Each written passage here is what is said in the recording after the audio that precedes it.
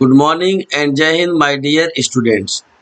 Children, actually, we have just finished the molecular basis of inheritance in the last class, but I know very well that still you have lot of problems because I have just got the feedback of some students through the questionnaires and questions that they want to revise this chapter, and some are having some problem in central dogma like replication, transcription, and translation. मैं अच्छी तरह से इस चीज को समझ भी सकता हूँ क्योंकि आप लोगों ने जेनेटिक्स अभी तक जो मेंडल्स लॉ वगैरह 10th क्लास में भी पढ़ा था, तो उसके बेसिस पर प्रिंसिपल ऑफ इनहेरिटेंस में आपको उतनी समस्या नहीं हुई। लेकिन मॉलिक्यूलर बेसिस ऑफ इनहेरिटेंस यह पूरा पूरा जो है आपके लिए नया था क्योंकि यह डीएनए के लेवल पे बातें कर रहे थे आप। इसमें हम लोगों ने डीएनए को जेनेटिक मटेरियल भी प्रूव किया और इसके बाद हम लोगों ने पूरा सेंट्रल डोग्मा देखा। सेंट्रल डोग्मा के बाद चूंकि ये 2-3 क्लासेस में पूरा हुआ चैप्टर बच्चों, बहुत बड़ा चैप्टर था। इस चैप्टर में हम लोगों ने genetic code, frame shift mutation और ट्रांसलेशन भी देखा। इसके बाद टीआरएनए का स्ट्रक्चर और फिर human genome project, DNA fingerprinting और इसके बाद अभी कल ही की क्लास में हम लोगों ने DNA fingerprinting, human genome project के बारे में पढ़ा। तो इस तरीके से this is the very huge and very important chapter containing so many questions of 5 marks and 3 marks. So, I think that it is necessary to just elaborate the whole chapter molecular basis of inheritance in a single class. तो आज हम एक ही class में बच्चों इन दोनों तीनों classes का conclusion निकालेंगे कि हम लोगों ने मॉलिक्यूलर बेसिस ऑफ इनहेरिटेंस में क्या क्या चीजें पढ़ी। सो first of all see the molecular structure of DNA हम लोगों ने देखा था। मॉलिक्यूलर स्ट्रक्चर ऑफ डीएनए ये वाटसन और क्रिक ने दिया था बच्चों, देख रहे हैं आप। वाटसन और क्रिक को इसके लिए नोबेल प्राइज से भी सम्मानित किया गया। उन्होंने जो ये 2-2 मिनट का मैं हर डायग्राम में टाइम दे रहा हूँ ताकि आप इसको देखते भी रहिए। आप देख रहे हैं यहाँ पर मॉलिक्यूलर स्ट्रक्चर ऑफ डीएनए में इसमें 2 न्यूक्लियोटाइड के हेलिक्स हैं, स्पाइरली अरेंज्ड हैं। एडेनिन थाइमिन से और गुआनिन साइटोसिन से हाइड्रोजन बॉन्ड के थ्रू जुड़ा हुआ है। And adenine combines with thymine by means of double bond and guanine combines with cytosine by means of triple bond. Children, इसके बाद हम लोगों ने बच्चों डीएनए की पैकेजिंग देखी। ये एनसीईआरटी का डायग्राम है। Please observe this diagram with in 1 minute and then I am going to explain it.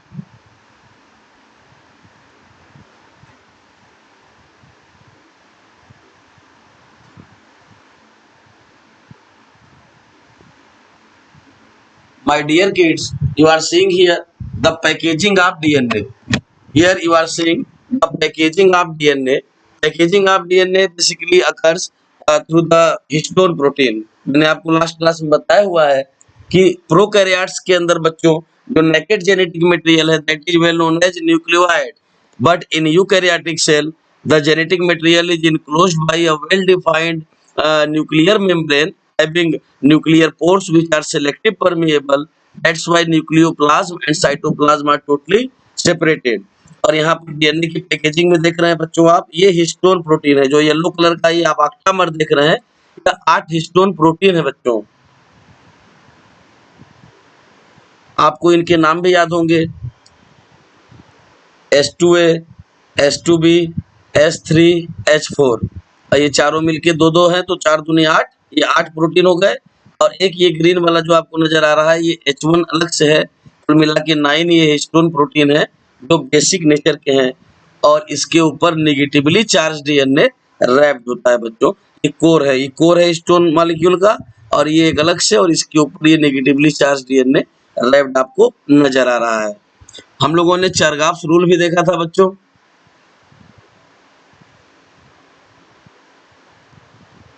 देखिए यहाँ पे बता रहा है कि amount of adenine is equal to amount of thymine, amount of guanine is equal to amount of cytosine. दिमाग में रखेंगे तो इस पे बेस्ड एक न्यूमेरिकल 3 नंबर का आएगा।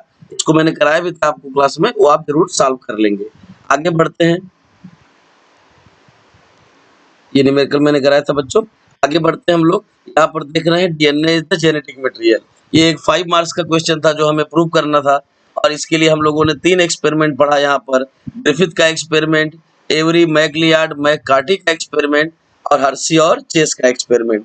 इन तीनों एक्सपेरिमेंट्स को एक बार मैं रिवाइज कर रहा हूँ, ध्यान से आप समझिएगा। हर्शी और चेस का एक्सपेरिमेंट बच्चों, यहाँ पर इन्होंने डिप्लोकोकस निमोनी का R रफ स्ट्रेन और ऐसे स्मूथ स्ट्रेन तैयार किया। रफ स्ट्रेन जो ए विरुलेंट है और स्मूथ स्ट्रेन विरुलेंट है। A virulent strain injected in mice, mice alives. Virulent strain injected in mice, mice dies. And when इसी विरुलेंट स्ट्रेन को when heat killed virulent strain injected in mice, then mice lives. जब इसको heat kill कर दिया गया तो माइस जिंदा रहा। लेकिन अब देखिए, जब इसी आर स्ट्रेन को, ए विरुलेंट वाले को, जिससे कि माइस लाइव्स था, और हीट किल्ड विरुलेंट स्ट्रेन जिससे भी माइस नहीं मरा था, दोनों को जब कॉम्बिनेशन को इंजेक्ट किया गया तो माइस dies. So this experiment was so called as a transformation because anyhow the a virulent strain was transformed into virulent strain। आपको याद भी होगा, इसीलिए ग्रिफिथ के एक्सपेरिमेंट को ट्रांसफॉर्मेशन कहा गया। और इनके ट्रांसफॉर्मिंग प्रिंसिपल का पता लगाया इन तीन वैज्ञानिकों ने, एवरी, मैकलियार्ड और मैककार्टी। एवरी, मैकलियार्ड और मैककार्टी तीनों लोगों ने आइसोलेट किया आरएनए, प्रोटीन और डीएनए को सेपरेटली डिप्लोकोकस निमोनिक के स्ट्रेन में से, और सेपरेटली इंजेक्ट किया माइस में, और केवल डीएनए के केस में चूहा मरा, जिससे यह कंफर्म हो गया कि ग्रिफिथ एक्सपेरिमेंट का ट्रांसफॉर्मिंग प्रिंसिपल जो था वह डीएनए ही था। और बची कुची कसर जो है हर्सी और चेज ने पूरी की बच्चों। ये आपको डायग्राम अच्छी तरह से याद होगा। ये बैक्टीरियोफाजेस के ऊपर एक्सपेरिमेंट किया।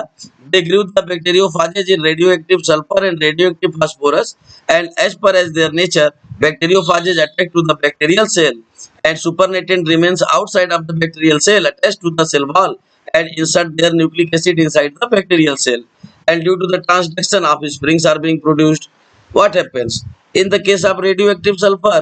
The offsprings do not show any radioactivity because sulfur is the part of only protein code.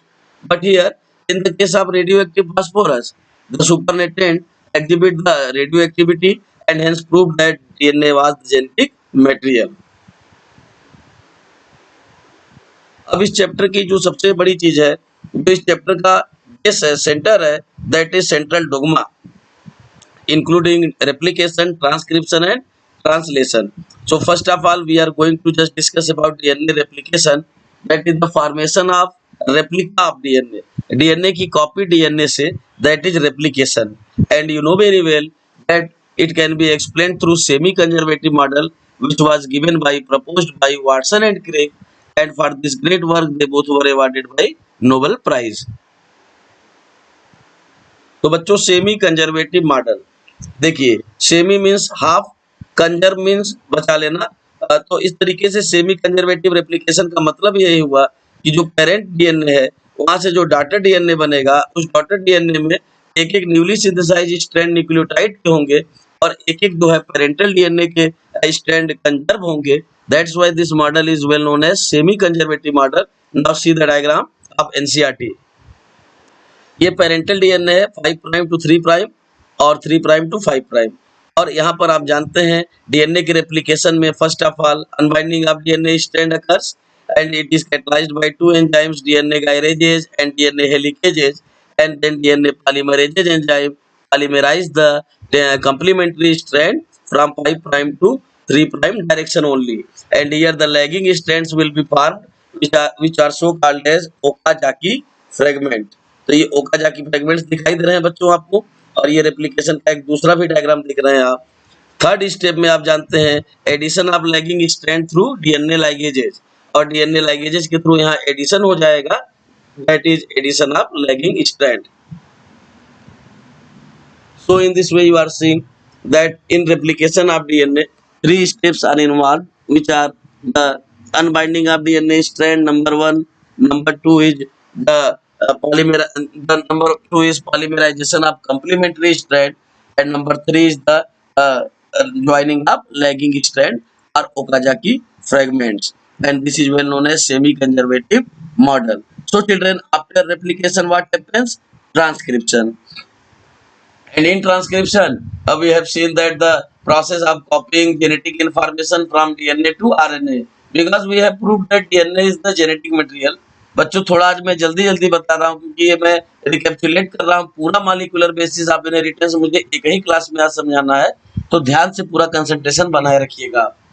The process of copying genetic information from DNA to RNA is known as transcription. तो यहाँ पर देखिए बच्चों, अब transcription होगा इसमें DNA का जो इन्फॉर्मेशन है वो आरएनए के अंदर कॉपी होने जा रहा है। ध्यान से बच्चों इस डायग्राम को आप देखिएगा। Transcription involves actually 3 steps which are initiation, number 1 initiation, number 2 elongation and number 3 is termination. Number 1 initiation. Initiation step is catalyzed by the sigma cofactor of DNA dependent RNA polymerase enzyme, and in this way RNA polymerase enzyme binds with the promoter region of transcriptional unit. ये transcriptional unit बच्चों देख रहे हैं, आपको मालूम है इसके पास 3 reason होते हैं, प्रमोटर, स्ट्रक्चरल जीन और टर्मिनेटर। तो ये प्रमोटर रीजन में यहाँ पर आरएनए पॉलीमरेज एंजाइम जुड़ गया, सिग्मा कोफैक्टर ने जोड़ा इसको, and this step is so called as initiation. Now see what happens in elongation. In this step, elongation step, the template strand of DNA, DNA का template strand है और इसके against complementary RNA का strand यहाँ पर synthesise हो रहा है बच्चों। Alpha alpha dash beta beta dash cofactors of RNA polymerase enzyme are responsible for polymerization, and here it also occurs from 5 prime into 3 prime end, and in this way elongation takes place. And in the third step of transcription, that is termination, the rho cofactor, देखिए रो cofactor को terminator factor कहा ही जाता है, तो रो cofactor is responsible for termination here, and in this way the RNA polymerase enzyme is being separated and newly synthesized RNA is formed. But this is not the mRNA, messenger RNA. This is the hnRNA, that is heterogeneous nuclear RNA बच्चों। और यहाँ पर मैंने इसकी RNA splicing भी बताई थी आपको कि किस तरह से RNA स्प्लाइसिंग होता है। आपको अब तक पता चल चुका है कि RNA स्प्लाइसिंग क्यों जरूरी है, क्योंकि RNA स्प्लाइसिंग के थ्रू हम लोग कैपिंग और टेलिंग करके जितने भी इंट्रांस हैं, जो नॉन कोडिंग सीक्वेंसेस हैं, उनको रिमूव कर लेंगे, और इन this way we just obtain the messenger RNA, that is mRNA. So now see the capping and tailing. Firstly capping.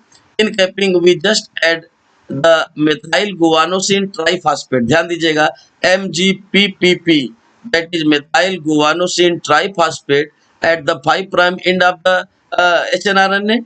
This is the capping, क्योंकि 5 prime end head है, इसीलिए यहाँ पर अगर हम जोड़ रहे हैं तो this process is said to be as capping.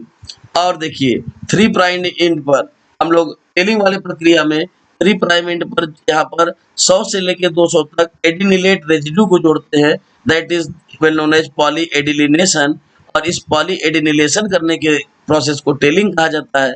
And what happens after capping and tailing, you are seeing here that in capping at the 5 prime end of hnRNA methyl guanosine triphosphate is being added, and at 3 prime end 100 to 200 polyadenylate residue are being added, and then after capping and tailing introns are being removed. Introns children which are non-coding sequences are being removed, and in this way the messenger RNA will be obtained. तो यहाँ पर messenger RNA obtained हो जाएगा, और आप जानते हैं कि मैसेंजर आरएनए के ऊपर कोडान्स होते हैं, और codons are the triplet of nitrogenous bases. Codons बच्चों ट्रिपलेट होते हैं नाइट्रोजनस बेसेस के, और ये कोडान्स जो हैं ये नाइट्रोजनस बेसेस 3 इसमें रहेंगे, एडेनिन, यूरेसिल और गुआनिन को मैंने बताया था आपको कि पहला कोडान होगा AUG, फर्स्ट कोडान होगा, और मेथियोनिन अमीनो एसिड को कोड करेगा। तो कोडान के बेसिस पर हम लोगों ने दूसरे वाले क्लास में जेनेटिक कोड बनाया था। एक बार देखिएगा, हम लोगों ने जेनेटिक कोड बनाया था, ये यहाँ जेनेटिक कोड में बना के दिखा रहा हूँ आपको। जॉर्ज गैमो ने इस चीज को बताया था बच्चों, please remember this thing. George Gamow ने बताया कि 4 नाइट्रोजनस बेसेस हैं और ट्रिपलेट बनाना है इस तरीके से कि कोई भी ट्रिपलेट दोबारा रिपीट ना हो, तो 4 into 4 into 4 इट मीन्स 64। एक एक रो में आप देखिए 16 आपको कोडान दिखाई दे रहा है, 16, 16, 16 and 16, and 3 codons are said to be as stop codon or nonsense codon or terminating codon, UA, UGA और UEG। मैंने बताया भी था आपको UAA, UGA और UAG, ये 3 ऐसे कोडान है बच्चों जो किसी अमीनो एसिड को कोड नहीं करते, लेकिन इनका होना भी जरूरी, because they are terminating codon, they terminate the protein synthesis, तो इनका होना भी जरूरी। एक चीज और आप यहाँ पर देखे थे कि codons are specific and unambiguous, each and every codon codes for the particular amino acid। इसीलिए इन कोडान्स के फ्रेम में अगर कुछ चेंज हो जाए तो उससे इस मैसेंजर आरएनए के ऊपर जो मैसेज लिखा है वह फ्रेम शिफ्ट हो जाएगा, बदल जाएगा, and that is well known as frame shift mutation. So in frame shift mutation we have seen lot of things related to mutation of insertional and deletional mutation. और ये George गैमू का मैंने बताया है आपको, ये चीजें मैं बता चुका आपको जेनेटिक कोड कैसे बनाया जाता है। यहाँ पर देखिए टीआरएनए का स्ट्रक्चर बच्चों, टीआरएनए का स्ट्रक्चर 3 नंबर के लिए बहुत ही इंपॉर्टेंट है, आपको मैंने पिछले क्लास में भी बता चुका है।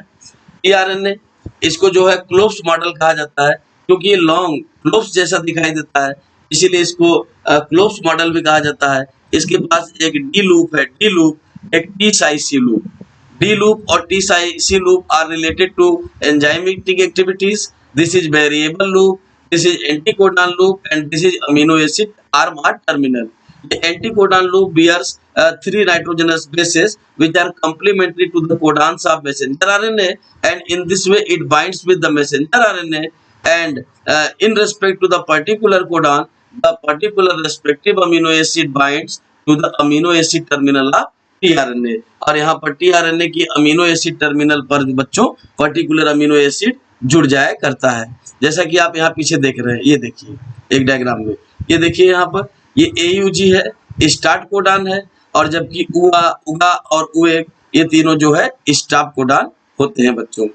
इस तरीके से टीआरएनए का स्ट्रक्चर आप देख रहे हैं, लॉन्ग के जैसा दिखाई दे रहा है। एंड कोडॉन का रिकॉग्निशन, यहाँ पर देखिए बच्चों कोडॉन किस तरीके से रिकॉग्नाइज किया जाता है टीआरएनए के through. As you know that codons are the triplet of nitrogenous bases. यहाँ पर ये 3 नाइट्रोजनस बेसेस दिखाई दे रहे हैं, और इनको पढ़ने वाले ये जो टीआरएनए है इनके पास भी एंटीकोडॉन लूप्स हैं। यहाँ पर 3 नाइट्रोजनस बेसेस हैं जो कि कंप्लीमेंट्री होंगे पर्टिकुलर कोडॉन्स के। कंप्लीमेंट्री मींस आप समझते हैं, एडेनिन का कंप्लीमेंट्री यूरासिल और गुआनिन का कंप्लीमेंट्री साइटोसिन। तो कंप्लीमेंटरिटी के बेसिस पर बच्चों कोडॉन का रिकॉग्निशन होता है। So it is important to note here that codon recognition takes place on the basis of complementarity of the codons. तो कंप्लीमेंटरिटी होती है कोडॉन्स की, जो एमआरएनए टीआरएनए का कंप्लीमेंटरिटी का प्रोसेस है, उसके तहत ही जो है कोडॉन का रिकॉग्निशन होता है, और पर्टिकुलर अमीनो एसिड टर्मिनल पर जुड़ते चले जाते हैं बच्चों, और जिसके थ्रू जो है प्रोटीन का सिंथेसिस होता है। Because we know very well that proteins are the polypeptide chain of amino acid having molecular weight 5000 और मोर देन 5000। तो चूंकि जब अमीनो एसिड की श्रृंखला का मॉलिक्यूलर वेट 5000 या 5000 से ज्यादा हो जाएगा तब हम उसे प्रोटीन कहेंगे। तो यहाँ ध्यान से देखिएगा, इस डायग्राम के थ्रू मैं पूरे सेंट्रल डोग्मा को समझाने की कोशिश कर रहा हूँ, ताकि पिछले 3 क्लासेस की चीजें यहाँ पर आपको क्लियर हो सके और दिमाग में आपके बैठ जाए एक चीज, ताकि एग्जाम में आप अच्छे से इसको डिलीवर कर सकें। So please make your concentration on this diagram here.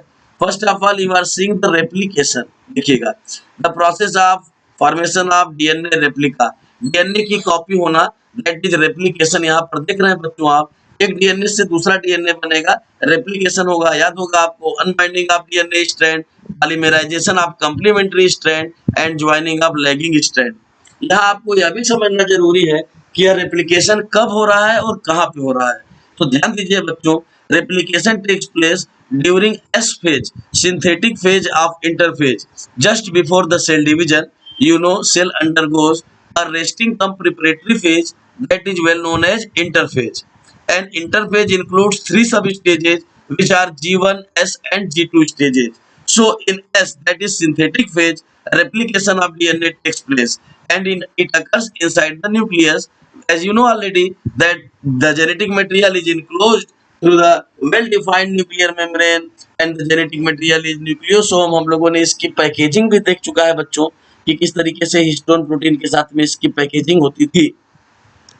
तो ये हुआ रेप्लिकेशन, और रेप्लिकेशन के बाद अब G2 स्टेज आता है, जहां पर डीएनए से आरएनए का फॉर्मेशन होना शुरू हो जाता है। तो डीएनए का जो मैसेज है बच्चों, जेनेटिक मैसेज जो है, जेनेटिक इंफॉर्मेशन जो है, वह आरएनए में कॉपी हो रही होती है, दैट इज ट्रांसक्रिप्शन।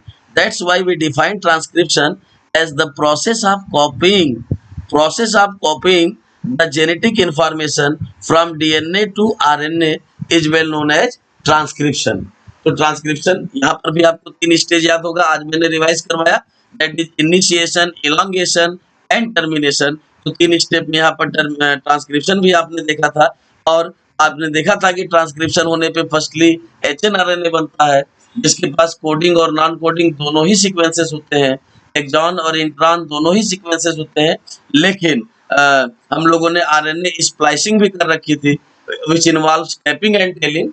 और कैपिंग में मिथाइल गुआनोसिन ट्राइफॉस्फेट को हम लोगों ने 5 प्राइम एंड पर जोड़ा एचएनआरएनए के, और टेलिंग में 100 to 200 पॉली एडिनिलेट को, जिसको पॉली एडिनिलेशन कहा जाता है, 3 प्राइम एंड पर जोड़ा।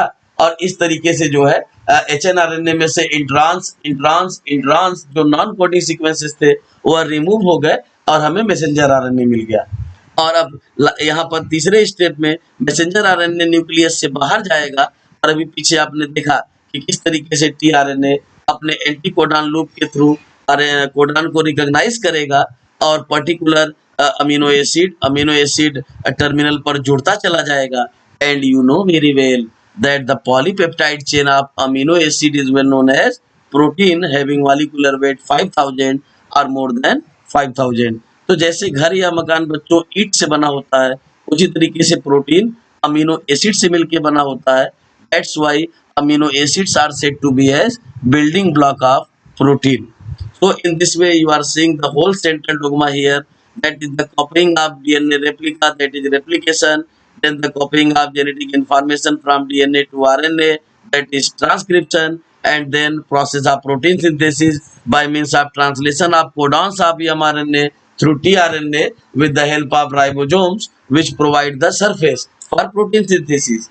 As we have already seen in the earlier classes that the smaller subunit of ribosomes approaches towards mRNA for protein synthesis. Protein synthesis के लिए बच्चों राइबोसोम्स का जो स्मॉलर सब यूनिट है वह खुद अप्रोच करता है mRNA के तरफ. So in this way we are seeing the replication, transcription and translation here. Children, one more thing you are seeing here that is very important to note, that is reverse transcription. ध्यान दीजिएगा, transcription DNA से RNA का बनना या message का copy होना, और जबकि रिवर्स ट्रांसक्रिप्शन मीन्स आरएनए से अगेन डीएनए का फॉर्मेशन होना, दैट इज रिवर्स ट्रांसक्रिप्शन. और रिवर्स ट्रांसक्रिप्शन जब होगा बच्चों, ये आरएनए का मैसेज अगेन डीएनए में कॉपी हो जाएगा, जैसा कि आपको नजर आ रहा है यहाँ पर. और यह होता है रेट्रोवायरसेस में. Specially reverse transcription takes place in the retroviruses, that is a special group of viruses having single stranded RNA as the genetic material, and they have very special enzyme that is reverse transcriptase, and through this enzyme it converts its RNA into DNA. अपने RNA को या DNA बदल लेता है.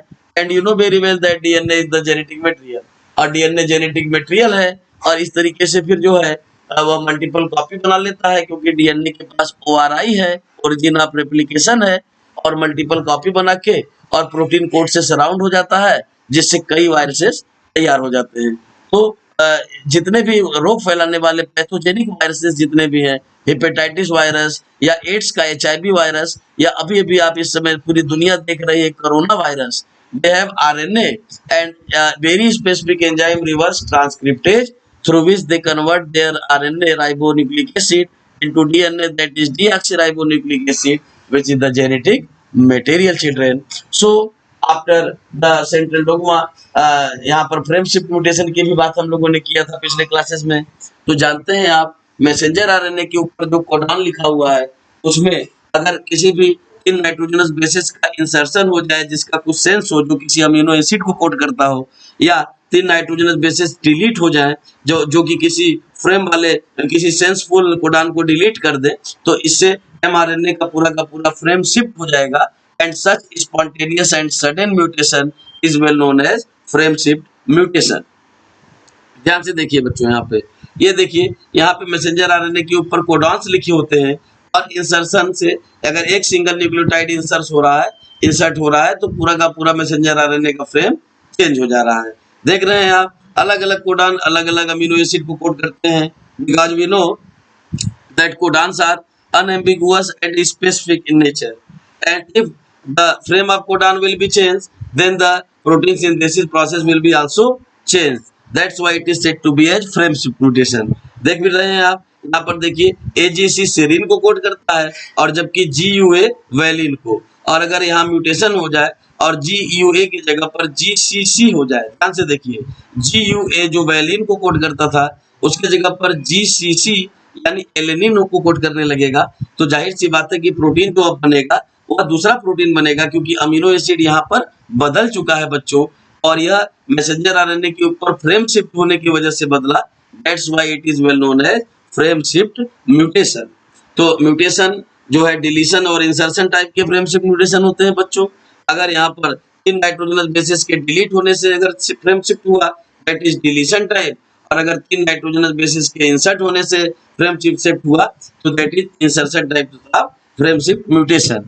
Now here I am trying to visualise the whole process of tRNA. बहुत ही ध्यान से समझिएगा बच्चों, ये सेंट्रल डोग्मा की आखिरी कड़ी है, ट्रांसलेशन। यहाँ पर देख रहे हैं आप राइबोसोम्स, राइबोसोम्स के ऊपर यह mRNA दिखाई दे रहा है, और यह है इसका translational unit. Translational unit is the region of mRNA from start codon to stop codon. Start codon से लेकर स्टॉप कोडॉन तक के बीच की दूरी को, mRNA की दूरी को, स्ट्रैंड रीजन को कहा जाता है ट्रांसलेशनल यूनिट, जिस पर कि ट्रांसलेशन यानी कि प्रोटीन का सिंथेसिस होना है। यहाँ पर मैं ट्रांसलेशन को समझा रहा हूँ, बहुत ही आराम से देखिएगा बच्चों आप। ये टीआरएनए, डिफरेंट टीआरएनए है। आपको पता है कि जो आरएनए है 3 टाइप का है, टीआरएनए, एमआरएनए और आरआरएनए, लेकिन in cell 85% only tRNA are existing. 85% केवल टीआरएनए है, 10% एमआरएनए और जबकि 5% आरआरएनए। तो टीआरएनए 85% इसीलिए है बच्चों क्योंकि इसकी जरूरत सबसे ज्यादा है। एक एमआरएनए के ऊपर जितने भी मैसेजेस कोडान्स के रूप में लिखे हुए हैं, हर मैसेज को पढ़ने के लिए अलग टीआरएनए की जरूरत पड़ेगी, जिसके पास कम्प्लीमेंट्री वाला एंटीकोडॉन लूप होगा। For example see here, the codon is written here AAA, adenine adenine adenine, and the respective tRNA having the anticodon loop UUU, uracil uracil uracil, the complementary. Now the next codon is GAU, that is guanine adenine uracil. So the complementary tRNA having the anticodon loop CUA, cytosine uracil adenine. Guanine के opposite cytosine, adenine के opposite uracil और uracil के opposite adenine. तो आप देख रहे हैं on the basis of complementarity translation takes place. तो ट्रांसलेशन का बेस ही कंप्लीमेंटरिटी है, क्योंकि एम आरएनए के ऊपर जो कोडॉन्स हैं उनको पढ़ेगा टीआरएनए कंप्लीमेंटरिटी के बेसिस पर। और जैसे ही यहाँ पर यह रीड कर रहा है, रीड करने का मतलब बाइंड कर रहा है, वैसे ही अमीनो एसिड टर्मिनल पर respective amino acid tryptophan, lysine, aspartic acid या फिनाइल एलेनिन के फॉर्म में जुड़ता चला जा रहा है बच्चों। And we know very well that protein are the polypeptide chain of the amino acid, और ये अमीनो एसिड आपस में जुड़ जुड़कर प्रोटीन का फॉर्मेशन कर रहे हैं। That is well known as protein synthesis. So protein synthesis we have seen here by the help of tRNA, mRNA, rRNA, ribosomes, and that is the process of translation in fact, because in protein synthesis the codons of mRNA are being translated through the tRNA, and then after the proper translation the respective amino acid binds to the amino acid terminal of the amino acid loop, and then in this way the synthesis of polypeptide chain takes place, and the polypeptide chain reaches at the molecular weight 5000 or more than 5000, then it is said to be as protein. So my dear kids, in this way we have seen the different kind of central dogma, which are the replication, transcription and translation in the elaborated way. मैं चाहता था कि आपको पूरा का पूरा molecular basis एकदम clear हो जाए बच्चों, क्योंकि इसमें से 5-5 नंबर के कई क्वेश्चंस बन सकते हैं। अभी आपने कल देखा था लैकोप्रान मॉडल, जिसमें कि लैक्टोज जो है डिटरमाइनिंग फैक्टर था। अगर लैक्टोज प्रेजेंट है तो वह रिप्रेसर प्रोटीन से जुड़ जाएगा और ट्रांसक्रिप्शन ऑन, ट्रांसलेशन चलता रहेगा, ट्रांसक्रिप्शन ऑन, ट्रांसक्रिप्शन चलता रहेगा। And when lactose absent inside the nucleoplasm, then what happen? Then the transcription process is being off, because the repressor or suppressor protein just binds with the operator region of the transcriptional unit. तो इसलिए जो है लैकोप्रान model में lactose का significance आपने देखा। XGP project के बारे में भी हम लोगों ने पढ़ा, वो अभी एक 5 नंबर का क्वेश्चन, ह्यूमन जीनोम प्रोजेक्ट, जिसके गोल्स और ऑब्जेक्टिव्स बहुत ही अधिक इंपॉर्टेंट है बच्चों। आपको याद भी होगा 25,000 to 30,000 जीन्स को रिकॉग्नाइज करना, और इसके अलावा 3 × 10⁹ बेस पेयर्स को रिकॉग्नाइज करना और इस इंफॉर्मेशन को डेटाबेस में स्टोर करना, टूल्स डेवलप करना एनालिसिस के लिए, और इसके बाद अपने इस नॉलेज को डिफरेंट सेक्टर्स में ट्रांसफर करना, such as industrial sectors and other sectors में ट्रांसफर करना। तो आपने देखा कि ह्यूमन जीनोम प्रोजेक्ट एक मेगा प्रोजेक्ट था, 13 साल तक चलने वाला project, which was started in 1990 by by the effort of USA, England, and later on Germany, Japan, China also joined this project. This was the mega project, human genome project, and still 50% of genes have to be recognized. Children, अभी भी 50% genes का functions recognize करना बाकी रह गया, इसलिए human genome project is still going on, because the geneticists of around the world are doing a lot of practices, lot of work to identify, to recognize the expressions of the remaining genes. So in this way we have just elaborated the whole central dogma, children, and discussed about the SGP, human genome project also. Children, one more important thing we have discussed in the next class, in the yes, last class in fact, that is DNA fingerprinting. बच्चों, पिछले class में हम लोगों ने एक और बहुत ही important चीज पढ़ी थी, डीएनए फिंगरप्रिंटिंग, जिसके बेसिस पर हम पैटेंटी टेस्ट वगैरह भी करते हैं। और मैंने बताया था आपको कि हेयर फॉलिकल्स, ब्लड, सीमेन, किसी भी बॉडी की किसी भी पार्ट से जो है स्पर्म्स को आइसोलेट किया जा सकता है, डीएनए को आइसोलेट किया जा सकता है। और आप जानते ही हैं कि डीएनए जेनेटिक मटेरियल है, तो इसके बेसिस पर तमाम तरीके के डिस्प्यूट्स को सॉल्व भी किया जाता है। तो it is the boon of biology also. So please prepare the whole molecular basis of inheritance and whole genetic dogma, and just prepare questions also to ask in the questionnaire time. So thank you very much. In the next class we shall start the next topic, children. Thank you very much.